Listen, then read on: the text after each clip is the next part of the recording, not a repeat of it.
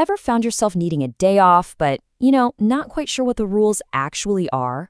Well, today we're going to cut through all that legal speak and break down Taiwan's official leave regulations.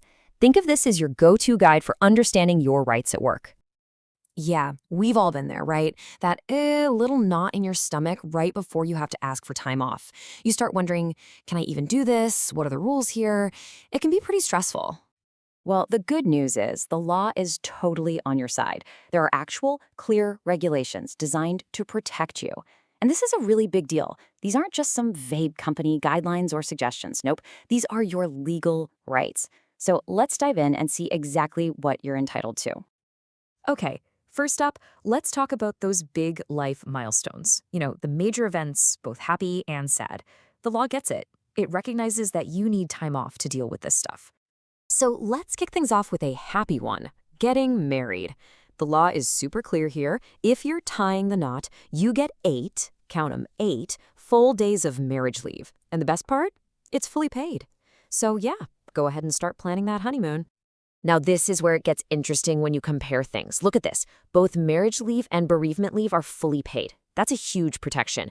But see how the duration is totally different. Marriage leave is a straight up 8 days, no questions asked. Bereavement leave, though, that's handled differently. It actually depends on your relationship to the family member. And here's how that breakdown actually works. You can really see the logic behind it, right? The closer the family connection, the more time you get. So it's 8 paid days if you lose a parent or a spouse, 6 days for grandparents or children, and then 3 days for siblings or great-grandparents. It's all tiered. All right, let's move on to the big one, the one we've all had to use at some point, and honestly, the one that can be the most confusing, sick leave.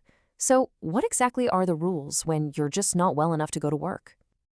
Okay, first things first, let's get the official term down. It's called ordinary sick leave. And what that really means is any time you need off for an illness or injury that is not related to your job.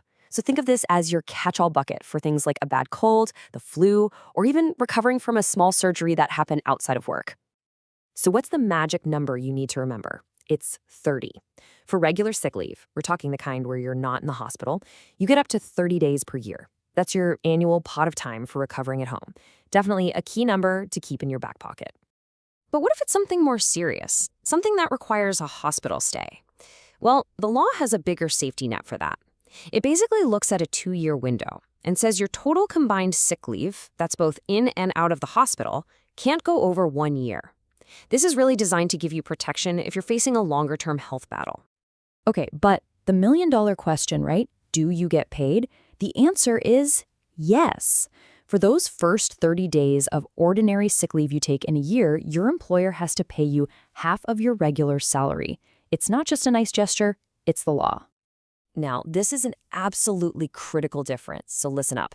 If you get hurt or sick because of your job, that is a whole different ballgame. It's no longer ordinary sick leave. It's called occupational injury leave, and the protections are way stronger. We're talking full pay for as long as it takes you to recover. So the cause of the illness or injury is literally everything. All right, so what about all the other stuff life throws at you? That urgent errand you just have to run, or maybe you get called for jury duty? Yep, the law has categories for that too. So here's the deal. The law splits this into 2 main types. First, you've got personal leave. This is for your own urgent business.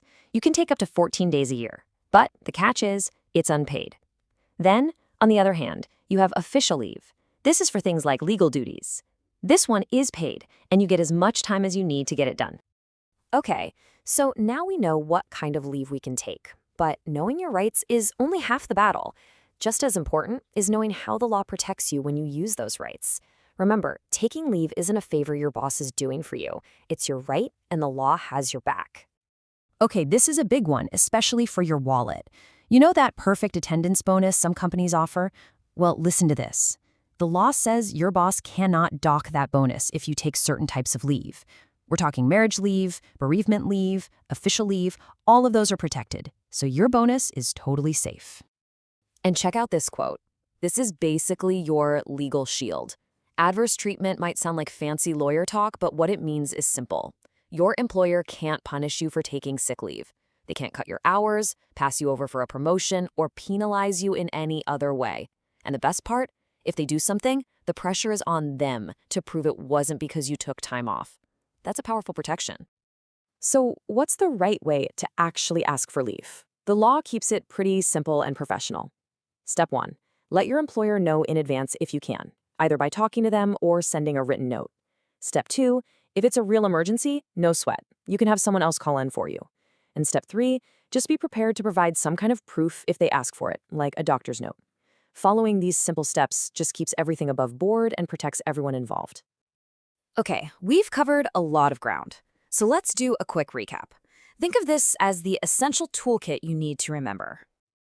So here are the absolute must-knows. First, your big life event leaves, marriage, bereavement, and official duties are fully paid. Got it?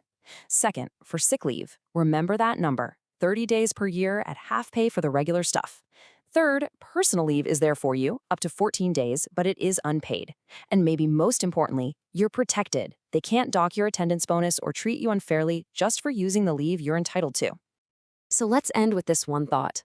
All this information, it's about empowerment. It's about changing that conversation from, can I please have a day off, to, I need to take a day off that I'm entitled to. It's a right, not a favor. So the real question is, now that you know what you're entitled to, are you ready to confidently use it? Thanks for watching.